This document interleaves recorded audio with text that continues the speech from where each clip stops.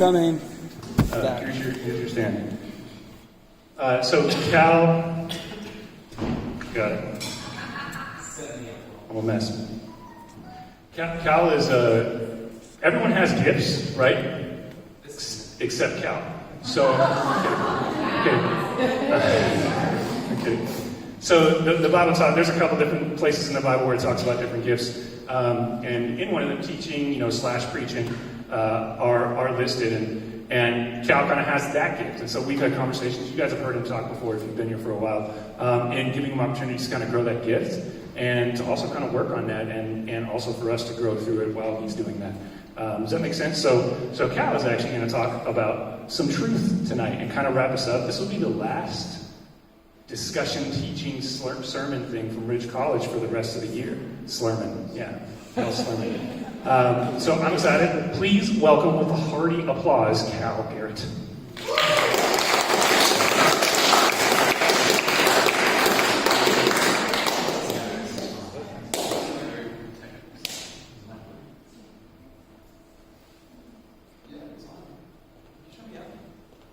Sure, I don't even know which one it is, but okay. Just look one with the green. Oh, yes. Yeah, there you go. Cool. Thank you, guys. I'm honored to close this series out with y'all. But tonight, what we're going to talk about, we've through the Truth series, we've stopped and looked at each other. We've been honest with each other about how we've landed on a lot of the truths that we've brought up. Tonight's going to be a little bit different. It's going to be a little bit strange. It's going to be a little bit difficult. What we're talking about is the foundation of all of the truths that we've talked about and all truths that there are. So it's going to be a little less deliberation, a little bit more just me talking, sorry. But like I said, we talked about truth this whole series. We talked about the objectivity of truth, the idea that the truth is right, even if everybody is wrong about it. So this truth is the truth that all truth come from. And the truth is, God is. That's the truth. Or as the Bible says it, God is who He is. Or to say it another way, a little bit more philosophically, God absolutely is. Of all the truths that there are, this truth, God is the most basic and the most ultimate. This is what all truth comes from. There is nothing more foundational to the church than God is. Nothing's more foundational to your life, to your job, to your relationships than the truth, God is. Nothing's more foundational to the Bible, to the revelation of God and the gospel of His Son, Jesus Christ, than God is. If we're going to talk about this statement, and it's a really small statement, it's barely, I don't even think it's a sentence, but it's a statement, God is. If we're going to understand these two words, we need to understand each of the two words. So let's start with God. Let's figure out, if we're going to understand who God is, what God is, that God is, we need to understand what the word God means. We need to understand God. And I'm convinced there's a huge amount of ambiguity around this word, God. And what I mean, in this very room, this church setting, college group, every single one of you, because of our testimonies, because of our stories, because of our histories, our cultures, our languages, have a completely different idea of what this word means to us than everybody else. The person sitting next to you has a different idea of God than you do. It's actually true. It's less in this room. But if you zoom out to the whole world, oh, that water is so muddy. And it's funny because the media and the politics, and we just use the word God and just kind of assume that everybody knows what we're talking about. Everybody knows that we're talking about the same thing. The truth is that we don't. The truth is that people don't know what another person might think of the word God. We, the college group, are in a unique position surrounding the idea of this word God. Mostly, we're surrounded by the most saturated, the most rich, the most diverse set of cultures, histories, testimonies, languages, ideas, worldviews. And that leads to different ideas about God. But this has a lot to do with where we are: colleges, universities, urban cities, offices. It also has to do with when we are. 2019, just this kind of time when you're allowed to actually be very open with your worldview. People are very open with what they believe in, what health kick they're on, what show they're watching, how they view themselves in the world. They're very open. And as long as you don't impose your worldview on somebody else, you can believe anything that you want. This means that we're all going to experience different ideas of the Word of God. And we have to get this right. We need clarity on this. Not just for our knowledge, not just for tonight, not just so that you know what I'm talking about for the rest of the night, so that you can have a relationship with this God. Christianity is based on relating to this God. And if you're going to, you have to know not just what the word means, but who that person that you're trying to relate to is. Tim, I'm really glad you're here, because I was going to call on you and I didn't ask. But you're here, so I get to. So it's actually more of your name than anything. But Tim, raise your hand. Everybody say hi, Tim. Hi, Tim. Tim's awesome. So Austin's a huge city, right? How many Tims do you think there are in Austin? All of them. A lot. All of them. That's not wrong. 100, 1,000, 10,000? Probably huge number. Imagine me trying to fit every single one of those Tims in this room. And then I get on the mic and I yell, Tim. They're all going to look at me and not know which Tim I'm talking about. What could I do to narrow this down further? How could I make sure that I'm talking to that Tim? What's something I could use? Beautiful. Tim with a man bun. Tim with a man bun. So characteristics. His last name. That's actually really what I was looking for. So go you. His last name, Tim Lane. So now I've narrowed it down a lot. But there's probably more than one Tim Lane in Austin. Right? So it's still not fully narrowed down. So if we're going to specify this, what else could we use? How can we be absolutely sure that we're talking to this Tim? His DNA? Okay, that's a little bit. And don't say middle name either. That's a loophole. That's another loophole. The point is story. We know his story. We know who that person is. We know we're talking to that Tim. We know we're talking about that Tim because of his story. Tim was born in 97. Yes. He goes to Texas State. He goes to college group. Just those 3 points right there. And I'm certain I'm talking about that Tim. Absolutely certain. But if I'm going to get closer to Tim, if I'm going to relate to Tim more, if we are going to relate to Tim more, and we all should, we're going to need to know more of his story. We're going to need to know more and more of his story. The closer you get to someone, the more you need to know about them. The more you need to know their history, their life, who they are. This is actually the same with God. The exact same with God. That's what a relationship is. Relating to God is realizing two things. One, he has a name. He has a name. And he has a story. So if we're going to figure out this story, a good place to start is the beginning of the book about him. Genesis 1:1, you don't have to turn there. It's not the main text of tonight. But I'm just going to read it aloud. In the beginning, God created the heavens and the earth. That narrows it down a ton, right? God, in the beginning, God created the heavens and the earth. This actually narrows it down a ton. It's also the first time we get to hear the name God. It's actually not a name, it's a title. But how does this narrow it down for us? It narrows this down for us because it tells us something that he did. The very first thing that we know about God is he did something. He created the heavens and the earth. And that narrows it down because very few people, gods, beings can do that. It requires generosity. It requires creativity. It requires power. Very few gods can do that. But unfortunately, it doesn't narrow it down all the way. Because there's a lot of religions out there, a lot of worldviews out there that have a God in mind that can do this, that did do this. So it doesn't narrow it down all the way. And if we're going to figure out more about this God, we have to read on. So you guys can go ahead and turn to Exodus 3. That's going to be the text that we're working on tonight. And while y'all do that, I'm just going to recap the Bible to this point.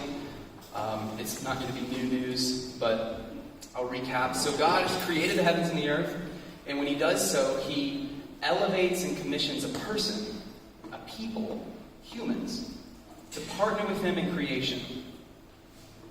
And in this partnership, he wants them to rule the earth. And in this rule, he gives them something. He actually gives them three main things that I want to touch on. First off, he gives them life. Life is a gift.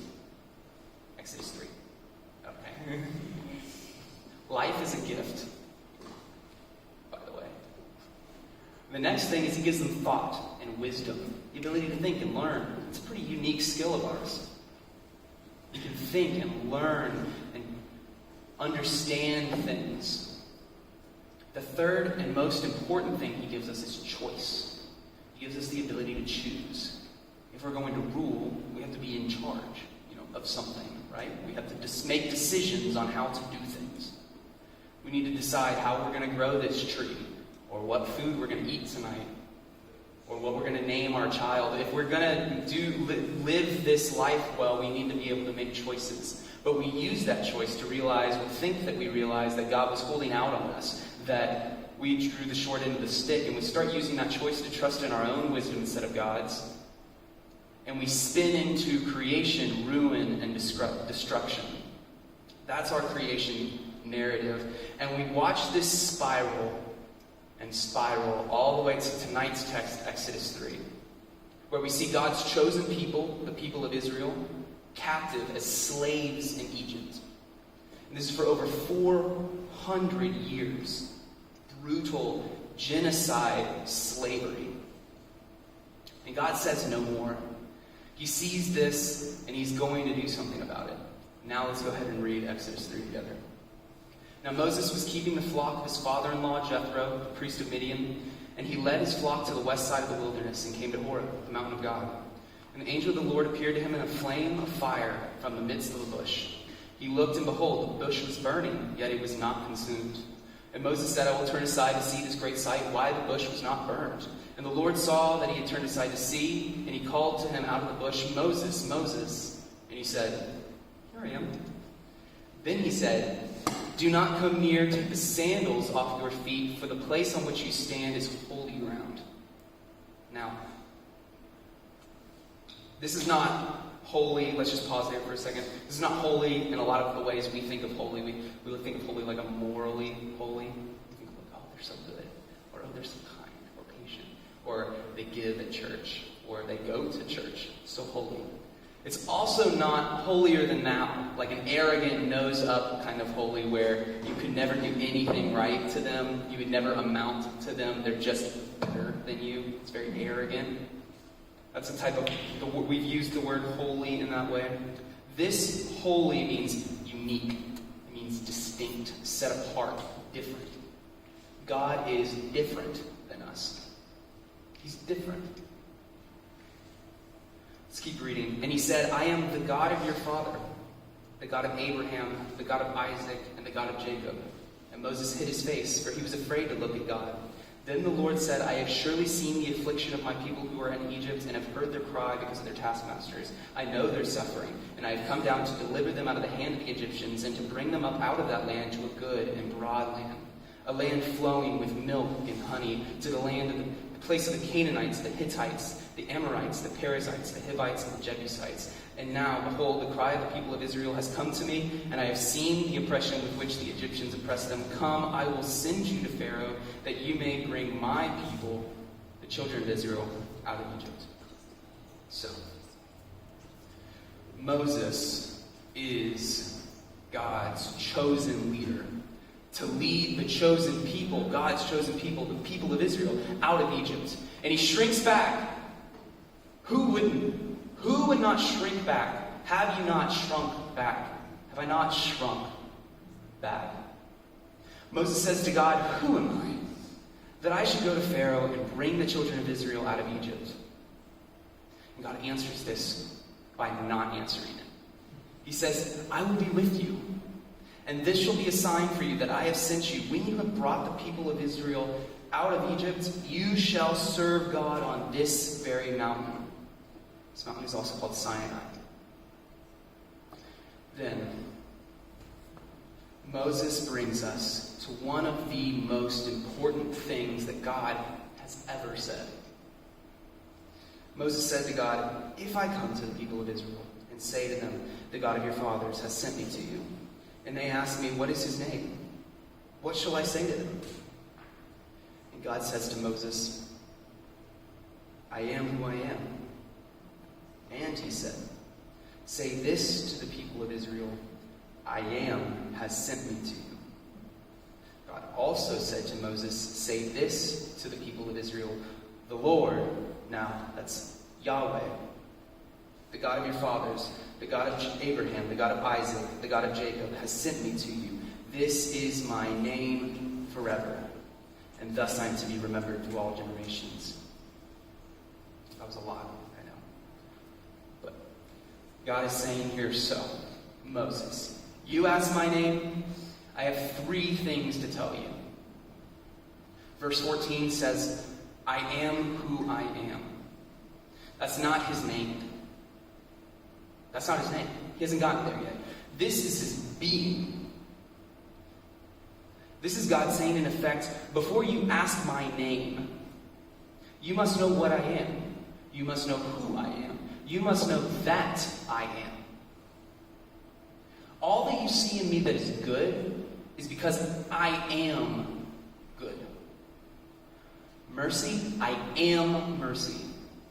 Love, I am love. Have you ever met someone and thought, "Wow, they're so good. They're such a good person." Or, "Wow, they're so kind and patient. Just lovely to be around." And then in the right context, you move in with them. Or in another context, totally different context, you start dating them. And then the stress comes, and the dishes pile, and the rent's late, and suddenly you realize these people are only sometimes good, only sometimes patient, only sometimes kind.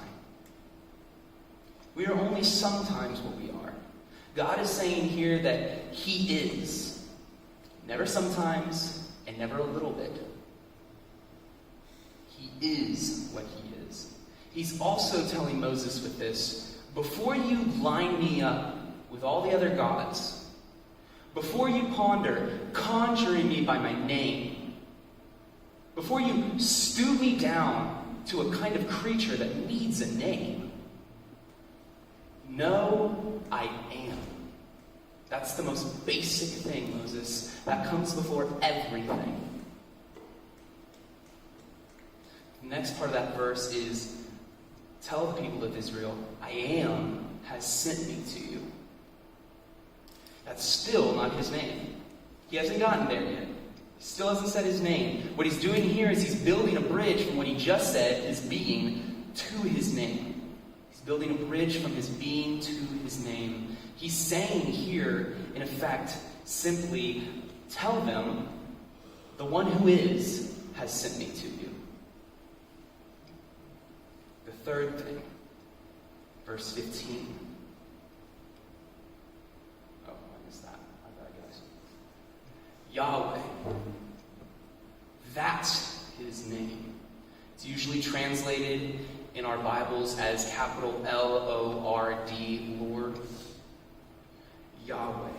The God of your fathers, the God of Abraham, the God of Isaac, and the God of Jacob has sent me to you. This is my name forever.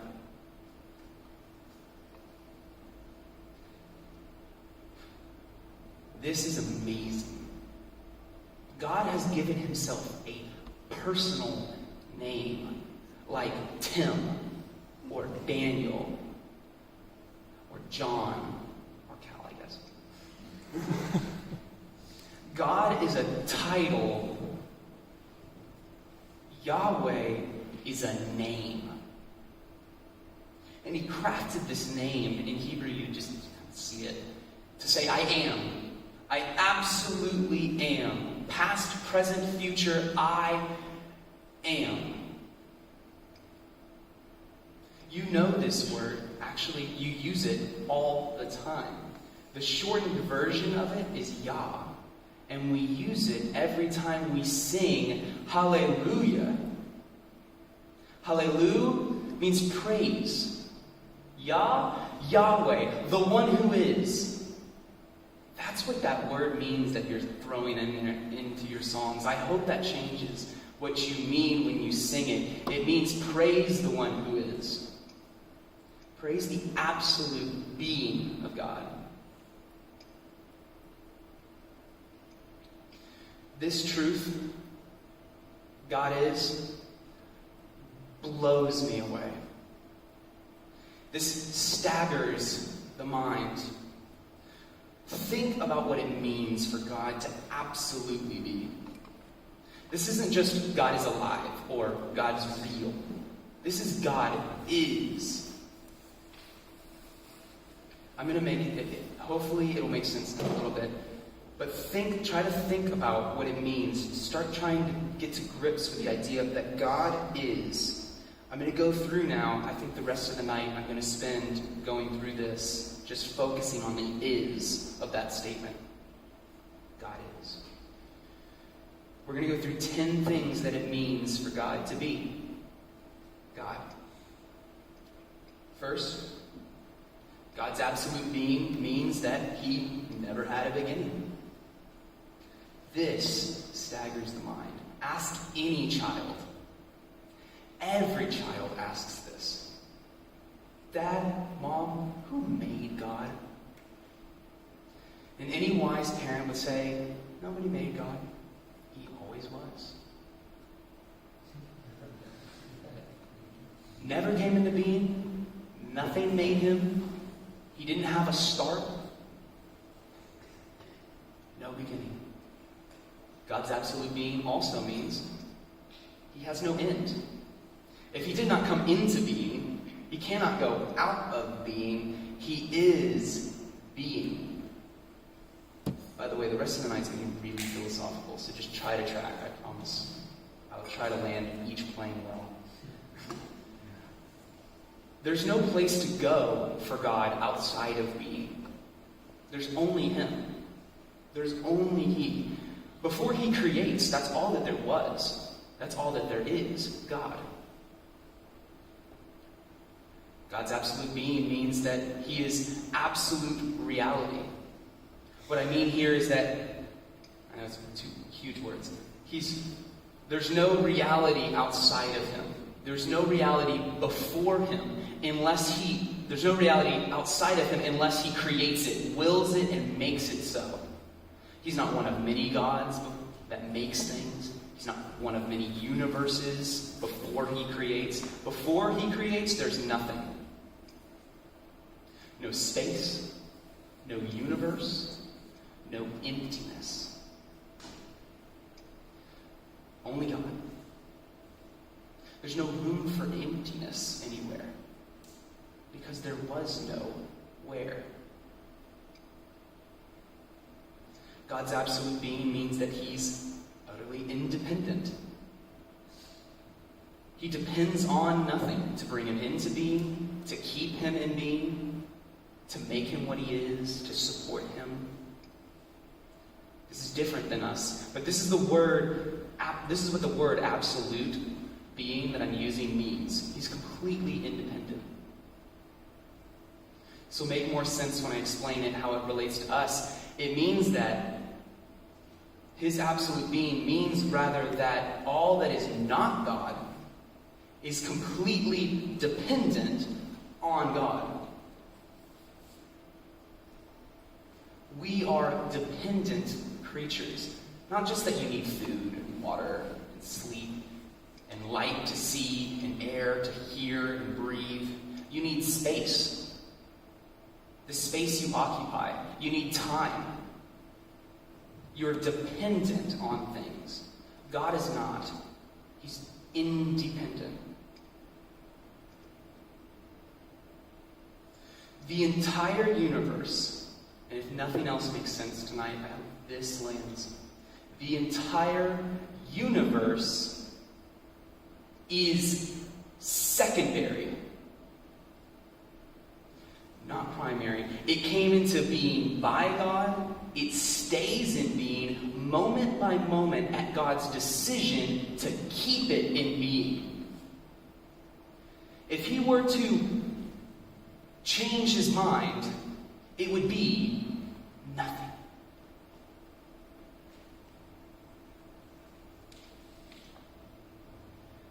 God's absolute being means that all the universe, by comparison to God, is as nothing.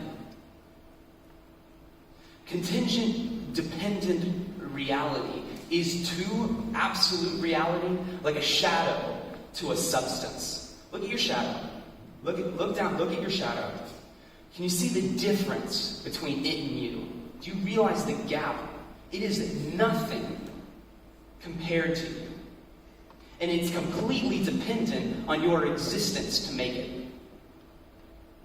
It's like a shadow to a substance, like an echo to a thunderclap, like a bubble to the ocean.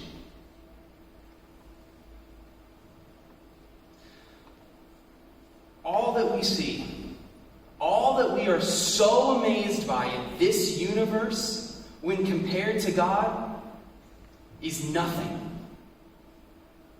Isaiah 40:17 says, all the nations are as nothing before him. They are accounted by him as less than nothing and emptiness. I want to stop here just a second, just a moment.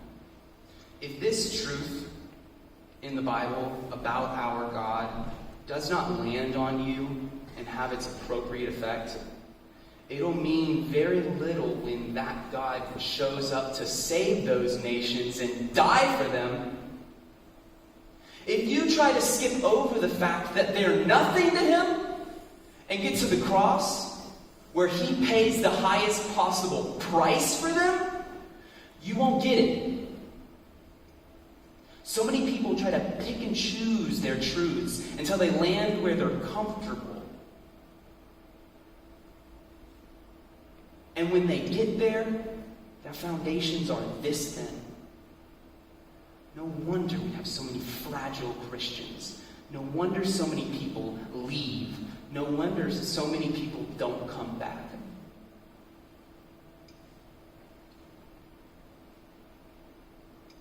In that pause. God's absolute being means that God is,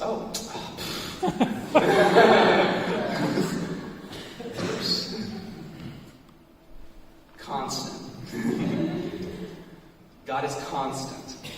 He's the same yesterday, today, and forever. He is not changing. He cannot be improved. He's not becoming anything. He is what he is. Absolute perfection cannot be improved. God's absolute being means that he is the standards of truth, of goodness, of beauty.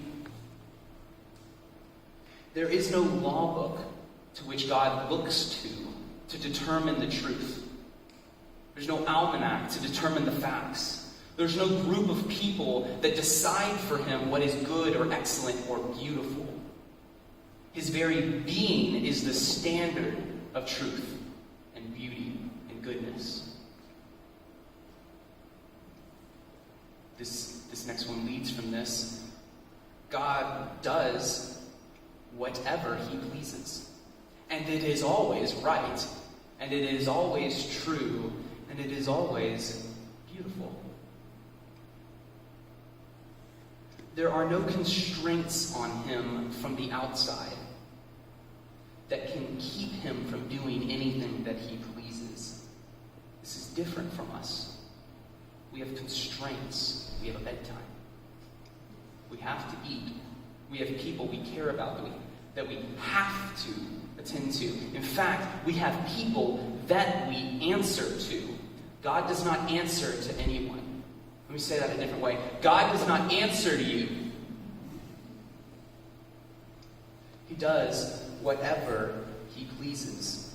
All reality that is outside of him, he created and designed and governs. Everything that he does originates from the counsel of his own will, and only from there.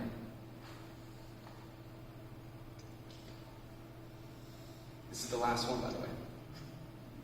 God's absolute being means that he is the most important and the most valuable reality and the most important, most valuable person in all of the universe. He's more worthy of interest. He's more worthy of your interest, of your attention, of your admiration and enjoyment than all other things, including the entire universe. If he is the most important, I don't know if this is the last slide. It is cool. If he's the most important person in the universe, can you see that it is a cosmic outrage billions of times over that God is denied, that he is ignored, treated as nothing, or given less thought than the number on the top of our paper, or the pay of our jobs, or the affections of our affections? We pay him no mind while we enjoy his very creation. Are we going to be that way? Are we going to enjoy everything but God? Or are we, college group, going to no longer use this very life that we've been given, these very thoughts that we've been given, these very choices we've been given, to ignore the giver? Or are we going to enjoy them in and through and for his absolute being? That's what it means to be human. That is the meaning of life. This was a big sermon. I don't care, and I close with this. I sped through this thing. I close with this. I don't care whether these truths landed with you. I actually really don't. I don't care. I don't want you to nod your head and then leave here thinking of all the things you understood. What did you not understand? Truly, think about that. Hold that in front of your mind. What did you not understand? What made no sense? This takes our entire lives, because this is our entire lives. I think that makes sense. What do you need to meditate on? What did you not like? Most importantly, what did this change for you? Did this change anything? Or are you just going to drive home and just keep on enjoying the car that got you home? The music that you listen to on the way? The people in your lives? Your very life? What does it change for you? Because there are billions of people out there. Billions of people who have never heard of this kind of God. Billions of people who would love to know this kind of God that absolutely is.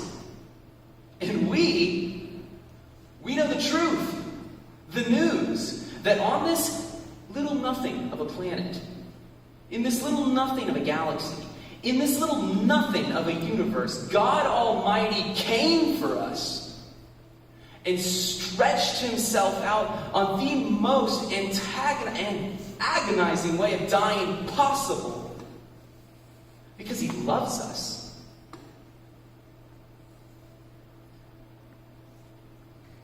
So that we might know him, so that we might grow in him, so that we might serve him.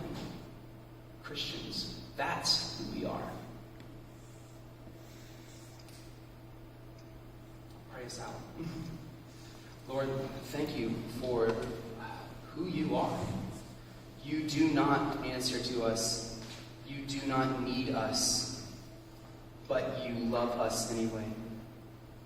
Lord, thank you for seeing us in the midst of your eternity. You saw this nothing of a planet. You saw these nothings of people, and you loved us anyway. You are absolutely amazing. You are love. And we are so in awe of you. We admire your being, and what you've done for us is unexplainable. We're so grateful. Lord, change us. I pray this benediction over this group, that they would not leave here unchanged, that they would not leave here bored, thoughtless, calloused to who you are. That they would leave here and want to tell somebody about it. That they would want to think about this. That they would realize how little everything else matters when they realize who you are and what you've done for them. Change their lives like only you can. Lord, help them for the rest of their lives, that they would continue to learn more and more about you, that they would never forget your name, and they would always know your story. And then when no matter what happens, they can always say, God is. Amen. Amen. Thanks, Cal. That was awesome. Standing ovation. Hey, reminder to bring somebody next week for an awesome feast, and hang out with somebody this week. Check with somebody before you leave, or text somebody that wasn't here, and hang out with them. Get coffee, go to lunch, something like that. Tell them that God, what are the 10 things? Absolute, I don't know, all that junk. Yeah. I love you guys. I'll see you next week.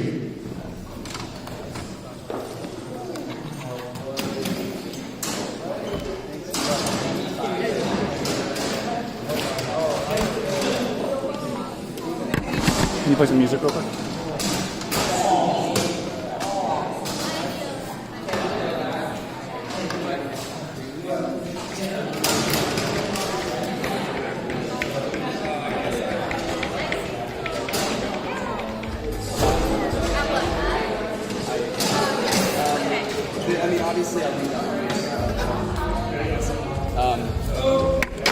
But yeah, thank you.